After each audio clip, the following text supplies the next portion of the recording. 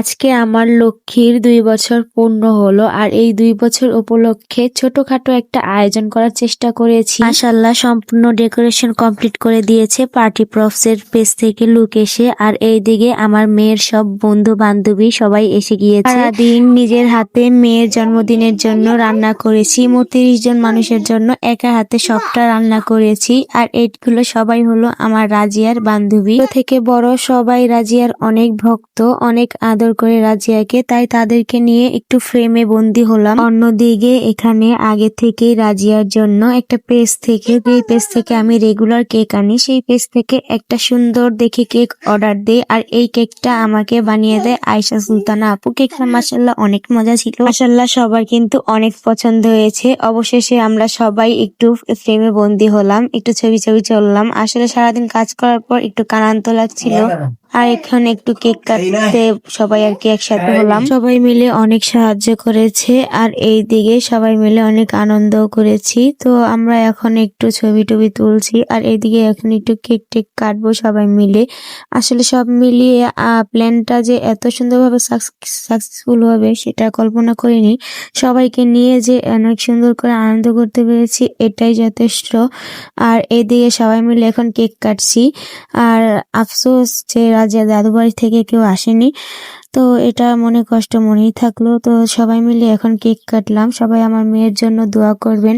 আর আজকের এই সম্পূর্ণ ডেকোরেশনটা কেমন হয়েছে সবাই অবশ্যই কমেন্টে জানাতে ভুলবেন না।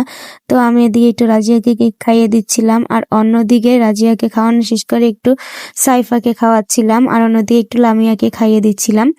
সব শেষে কিন্তু রাজিয়াকে সবাই একটু একটু করে কেক খাইয়ে দিল। আর অন্যদিকে রাজিয়াকে সোনার চামচ দিয়ে একটু করে পায়েস খাইয়ে দিচ্ছিলাম। আর একটু একটু ছবিও তোলা হচ্ছিল সাথে সাথে।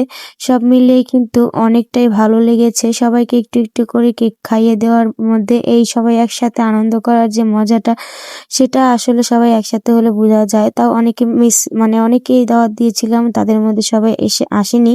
তো এখন সোনার চামচ দিয়ে আমি রাজিয়াকে একটু খাইয়ে দিচ্ছিলাম রূপার বাটি থেকে একটু পায়েস। ও পায়েসটা অনেক পছন্দ করে।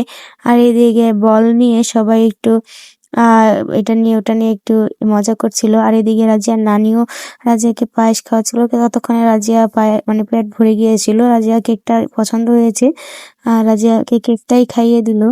তো যাই হোক সব মিলিয়ে খুবই ভালো ছিল। তো আমি আশা করব যে সবার কাছে হয়তো অনেক ভালো লাগবে আজকের আমাদের সম্পূর্ণ আয়োজনটা। ছিলাম শাড়ি পরতে, কিন্তু এত হুড়োড়ের মধ্যে সবকিছু পরা হয়নি। রাজিয়ার চাচ্চু এসেছিল, শুধুমাত্র খেয়েই চলে গেছে, তার অনেক তাড়া ছিল।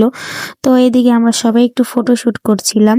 তো আসলে একটু মানে সারাদিন কাজ করার পর একটু ক্লান্ত থাকার কারণে এই আনন্দটা বেশি করে করা হয়নি। তো এগুলো আসলে পালন করাও ঠিক না, তাও করেছি। ইনশাল্লাহ পরের বছর থেকে এরকম কিছু আর করব না।